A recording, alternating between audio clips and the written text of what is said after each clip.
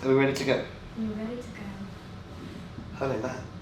I don't know. Hi, Matt, and welcome to the Purple Goat podcast. Working title of this series, Being Hurt. No, not Being Hurt. Real talk. Here we go. Working title, Real Talk. Can we start again? No, it's fine. Perfect. That was a perfect start.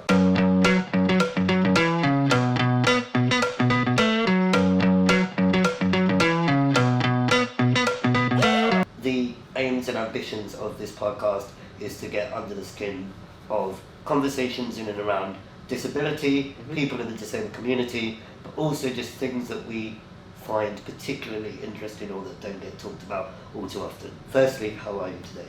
I'm very well, thanks, Tom. I'm in surprisingly warm room for being in London, but I'm enjoying it. I feel like I'm at the beach. Everyone will slowly see us melt over the next however many minutes, so you can enjoy that.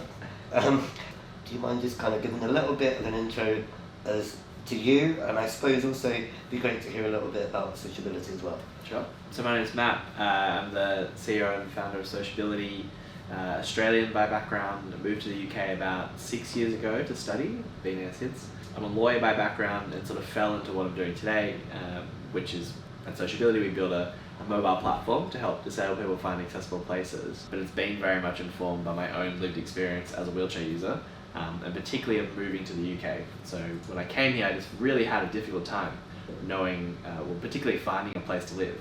And so the kind of struggle and the stress and the anxiety and all the research I had to do around finding an accessible university accommodation sort of led to a student project to publish information about the accessibility of colleges. And that's from where Sociability kind of came from, when people started to ask about, hey, do you know actually other places outside of college that we can go for lunch or tea or coffee or whatever it might be. So Sociability has kind of grown out of this very organic sort of need or request from people to be able to find information to help them access the world with confidence. Cool. When you came to England, you said you were surprised about access. What was it like compared to being in Oz? So I think there's probably two things. One is I think at home I had everything set up. So I kind of, I had a car.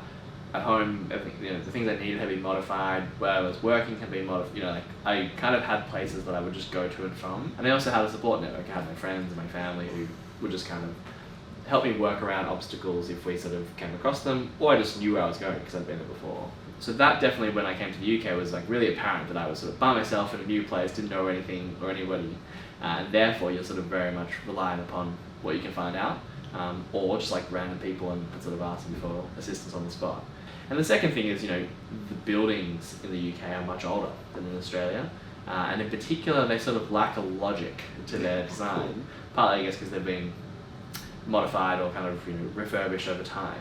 And so it just meant that even if you could say get into one part of the building, you couldn't take for granted that you could go throughout it or you could get to the toilet or whatever it was. And so therefore again became really important to have a proper insight into great, this space has got these 5 parts and these 5 parts are all like this, because you couldn't just sort of say, great, this building looks new, that'll do. It's sort of much more complex. Dare I ask then, what was the moment in your time at university that made you go, right, I need to now pursue this, and career A over here, I'm going to put you to one side? And so was that that light bulb moment that you just thought, I'm changing what I'm doing now? Probably not, to be honest. I think it's sort of slowly evolved over time. Like I said, when I first started, I was a student and we'd set up this thing called the Oxford Accessibility Project with a couple of other disabled students. And the goal was really to build this resource specifically for the University of Oxford, that people who were coming to study or wanted to visit or were just kind of interested in sort of exploring options could really get a clear sense of whether or not the colleges particularly were accessible to them. And through that process, sort of two things were, I think, apparent to me. One is I couldn't find resources that existed that did this, and then two, a lot more people than I kind of realized really needed this information, which is sort of probably something I could have realized, but it just until you start to meet people who are I have this problem all the time, it sort of wasn't super kind of apparent to me. And so I think over that time, as we kind of just grew organically and people wanted to help out but also wanted to find this information, it really kind of reinforced to me this is a problem that needs to be solved. And I guess the first point wasn't being solved in ways that I thought were particularly effective. And so I was really fortunate to actually get the support of, I was on a scholarship at the time, and the scholarship body sort of gave me a bit of, extended my scholarship basically to spend a year both doing some work for the university and also kind of exploring this broader remit, which is sort of what Sociability has become. And so it was sort of through that period, like that kind of year long or sort of 10 months, where I was like, actually this seems to be something which, you know, could have legs and could continue and could stand sort of outside of this student project. So sort of it was end of 2019 where I, to your point, like made a call, okay great, I'm going to do this full time. And then sort of very swiftly went into the pandemic, which then I sort of regretted that call for a little while, but I'm very glad that we're still here today. If Matt of, I don't know, 2010 could see Matt of now, would you imagine that you're working in and around the space you are, doing the kind of thing you are? Would it make sense to you that you kind of followed that as a path?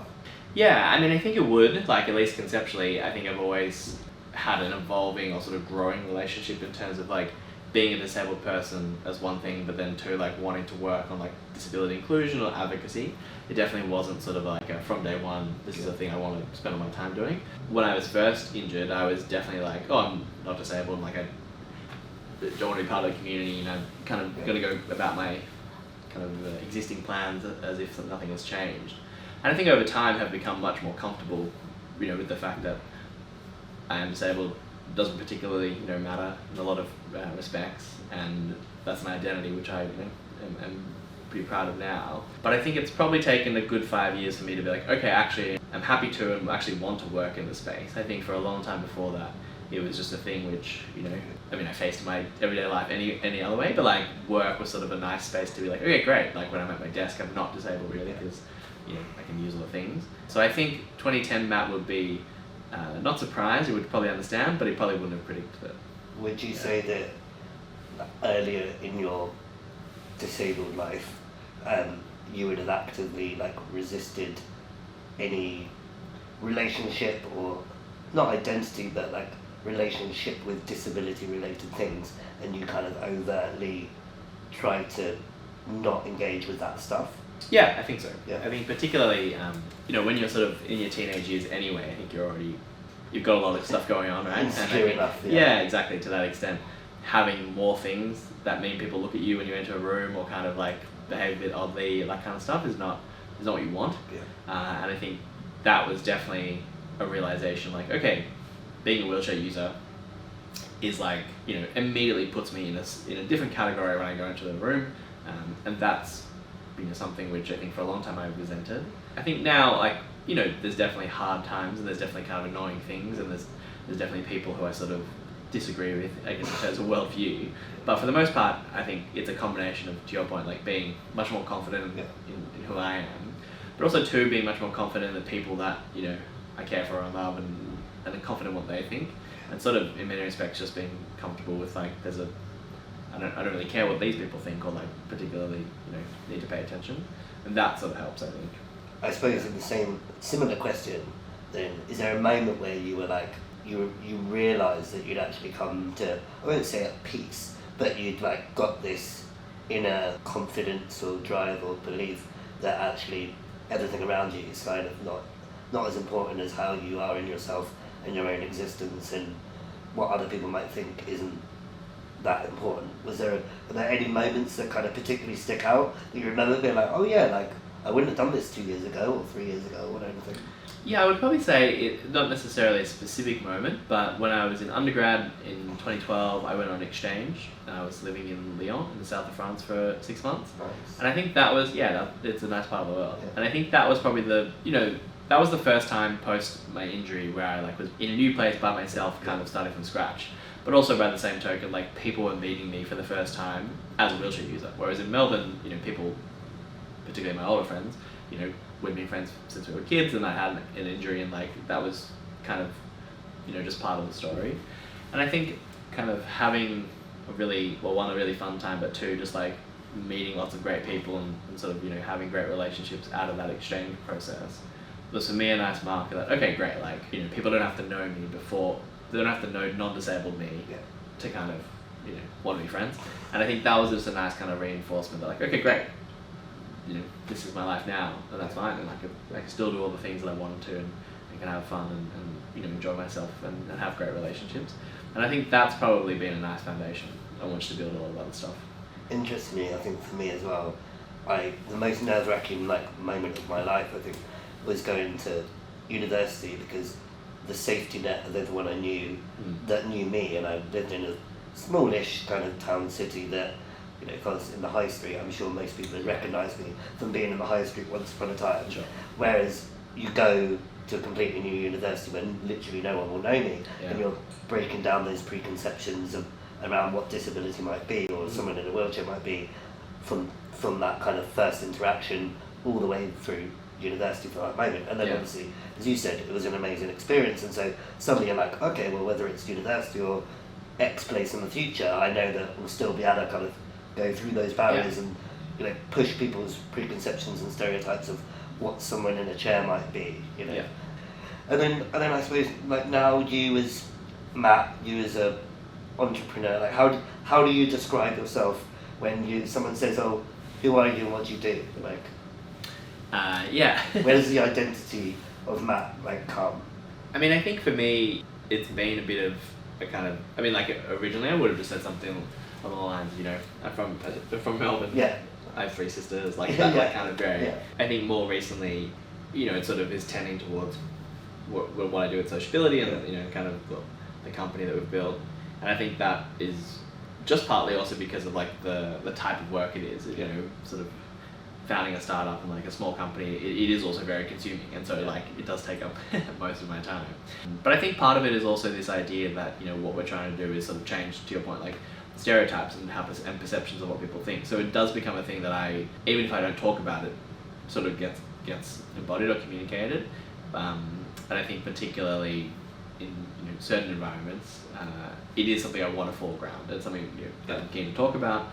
And partly, just to your point, to challenge what people sort of expect me to either be saying or doing or thinking. What would you like to achieve with Sociability in terms of how you're challenging people and society more broadly? I mean, a lot of things, I think, but I would say the kind of very fundamental one is that disabled people have the same needs and wants as non-disabled people. I think, particularly in the university context, when I was doing this kind of very early research around accessible colleges, the kind of, I'd ask about, say, do they have wheelchair access to bedrooms or bathrooms? And then I'd say, cool, what about the bar, the common room, the dining room? And there was this sort of disconnect as to why would you need to go to those spaces? Yeah. And I think a much broader stereotype is, disabled people don't want to go out, they don't want to do fun things, they don't want to spend time in all the kind of social, hospitality, leisure type environments that the rest of the world, values so much. And part of that is, I think, just, structural. If you create spaces that are inaccessible to disabled people and can't get in there, you can't see them and you can't engage with them, and you don't, the only context in which you see disability is in the hospital or on television, in sort of some sort of welfare cheap news story. So part of it is it's out of sight, out of mind. And the other part of it, I think, is that disabled people don't get the chance to interact with people in those environments, which means that a lot of disabled people or sort of non-disabled people only interact with disability in, again, very specific or kind of very problematic circumstances, traumatic environments or kind of cases of discrimination or things like that. And so a lot of what we're trying to do is really just help disabled people be in more places so they can do more things, so they can meet more people and kind of change those very narrow views. And I think if that is something which we can play a small role in improving, then we'll have done well. So I suppose what you're doing in the physical environment and driving awareness and representation of disability in spaces is, I suppose, at Purple Goat, what we're doing in the digital and media space. In a very similar way. We know we have the disabled community massively underrepresented in our media, in our comms, and that's our mission, I suppose, to change how that representation looks as well. And then obviously, as you say, there's not enough disabled people going on transport options, on an aeroplane. So I think there's an amazing statistic that only 1% of the people that travel are disabled, on airplanes, but obviously 20%-ish are disabled, so that's a huge disparity of people that feel comfortable enough to fly. Whether that's a restaurant or an airplane or whatever, I'm sure that what you're doing to make people more comfortable to go out and about is going to like ignite people's understanding of disability in a really like subliminal way that maybe they never knew. Yeah, we hope so. I mean, like, it's very simple things. Like, if I go to a bar or nightclub, I almost definitely get high-fived by somebody who says, like, I'm sure you do, like, great to see you out, like, well done on coming outside. And I think, part of that is that it is frustrating to have those conversations. Part of it is well-intentioned, so you sort of have to give people the benefit of the doubt. But I think the broader point is, like, that person has probably never ever seen a wheelchair user in those types of environments, and therefore they've sort of associated those environments as places disabled people don't want to go, rather than they can't go because there's a lack of access or whatever it might be. And I think the other part is that, like, what we're really trying to do for disabled people and users is also, like, take away the anxiety and stress that comes with traveling or going out or whatever it might be, because either those become actual tangible barriers, which means they stop. Like you said, they don't, 1% of people fly, the other 19%, what are they doing? They're typically, they probably wanted to fly, it was just like too hard. Exactly. Or the second part is, like, when you are flying, you're so stressed and, like, concerned and worried anyway that you're not, like, great fun because, like, you've got all these other things in your mind. And part of it is allowing people to get to the same starting line with, equal footing, and then actually go out and do the things they want to do and be the people they are without having to kind of have half their brain worried about whether they can get into the toilet or, like, whether it fits through the door or whether they, kind of are in the way all the time. You mentioned about the high fives. Have you ever been to Fabric? I have been to Fabric. Have you? Because there you have more photos than anywhere else. Like, right. So, like, everyone in Fabric, I mean, people know what happens in Fabric. They're having a great time. Yeah. And I've just been looked at, in the nicest possible way, like I've just come from another planet. Yeah. Because they're just like, they cannot believe that I'm there in Fabric as well. Yeah. And I said to someone, because we went out with work. Should we say that? We went out with work. And we were in a club in Birmingham, and other members of the team that had never been around that were, like, genuinely horrified as to the experience and how invasive people can be, because they just have this right to, like, high five, have a photo, whatever it might be. And I said, you have just not seen anything because you've not been to Fabric. It's like I'm a celebrity, but it's literally just people wanting a photo of the novelty. As a team, we went out for a kind of a away weekend, and we were in Manchester, and there's 3 wheelchair users on our team, and just going to a nightclub as a wheelchair user is already kind of an interesting experience, particularly if you're kind of observing. But then when you go as 3 wheelchair users or kind of in a group, everybody kind of loses their mind, and it was definitely very interesting, to your point, just to see how, like, the rest of the team reacts. And particularly for me, it was interesting to see, like, how people react to wheelchair users when you're sort of watching that, because obviously I can't watch myself, and then you're sort of like, oh, is that what happens when I go past them, or when I turn around, or is that what people sort of say? So it definitely was an eye-opening experience for everybody involved. And actually we were sort of joking that, like, probably the quickest way to get people upskilled in terms of disability inclusion and, like, kind of talking about the issues is probably just to take them on a team nightclub trip to just, like, have them experience this, like, weird, observational, anthropological kind of study for 3 hours. It's definitely an eye-opening experience for sure. Carmen, another bit of content coming up. Purple goes clubbing. I think that openness around disability is something that we essentially have realised we can kind of bottle it up, and we're providing that to our clients. We know that we're creating a safe space, and we don't expect people to have knowledge at 100. We expect them to be wherever they are and just have an openness to learning and iterating and growing in their understanding. And as a team, similarly, of course, we've got non-disabled people on our team, and we do not expect them to have parity of knowledge by any means. And it's just about us being open enough as disabled staff members to say, ask us anything, and we're comfortable about that being part of the growing and upskilling and learning, because we're all learning, For 1 second, I should never think that I know everything about disability, because I don't. It's about, obviously, my own lived experience, and I've got a pretty good handle on that. Probably not even as good as I should, but that's the only thing that I can be, like, an authority on. And anything else is just part of that kind of learning journey that we're definitely all on. Do you have a favourite fact or, like, statistic around disability that blew your mind the first time you heard it? I mean, I think the population size is always one that kind of definitely, and when I first heard about it, I sort of was definitely surprised, I think, at the kind of scale of it, just sort of kind of the classic 1 in 5 disabled people. But there's a statistic which I think 1 in 2 households in the UK have some connection to disability. And I think that is one which I was definitely surprised by when we tell people that really kind of knocks people's socks off. But it's so true, right? Like I think, if you have 20% of the population with a disability, they have friends and family, right? So at some point, the kind of impact of disability, and particularly accessibility or lack thereof, is huge. Because if I go out with 2 or 3 people, then those 2 or 3 people have all of a sudden the same needs that I do. And I think that kind of like ripple effect is not something we talk about. People have this view that disabled people like sit by themselves in their room in a corner, and they are kind of very closed off to the world. And that sometimes happens not because they want to, but by virtue of the infrastructure. But those people are connected to other people, and it's not just an issue that they feel, it's an issue that their whole network feels. And once people start to, I think, fully understand that, then I think the kind of pace at which we'll innovate and change things will increase, because it makes sense, right? It's an issue that like we should be solving much more prominently. We're coming towards International Day of Disability. In fact, this might be going out on International Day of Disability. So happy International Day of Persons with Disabilities, Matt. Thank you very much.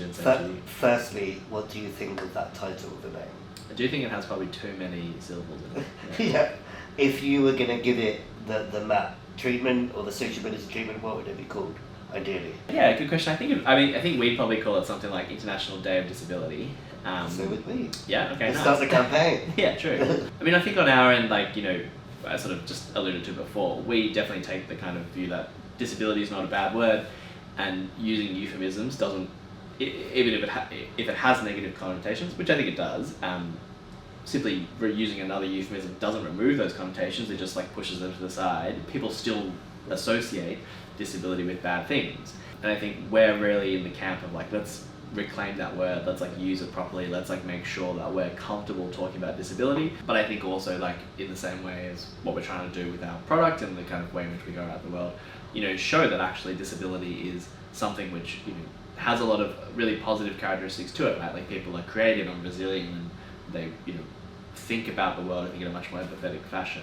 But also that like if we talk about the social model of disability, disability is something created by the design choices we make in the world around us, and that's something we should actually like focus on and like critique and interrogate, rather than just accept that the building looks like this, therefore a whole percentage of the population can't access it. Why do we settle for that? So we're very much of the idea that I think let's put the spotlight where it needs to belong, and then just like use the light to kind of improve the situation for everybody. No, it sounds perfect. Matt, we're coming towards the end of the podcast. I was going to ask you one more couple of questions.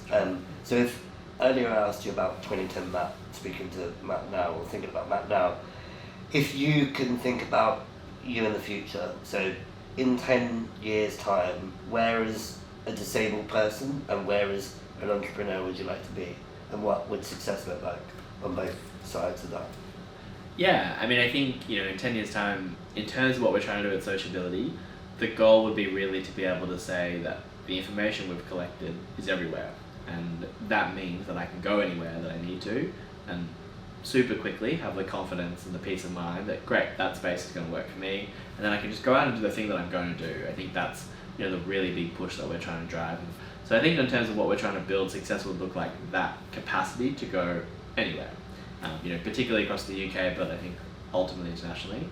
I think for me as a person, this is something that I feel really passionately. It's something born of my own lived experience, and it would be nice to kind of get to the stage where I could feel confident that the thing we've built at Sociability, has a life of its own, and that other people have bought into it, and it's sort of become a movement that it's a particular way of thinking that at the moment is focused on accessibility information for hospitality and retail venues, but hopefully will kind of infect a whole bunch of different mindsets, and people can then take that and do what they want with it and help to make the world a more inclusive place for everybody. And then you can be on the yacht with your cigar. Of course, yeah. I mean, absolutely. I need to make sure the yacht's accessible, but if it is, then they're ready to go.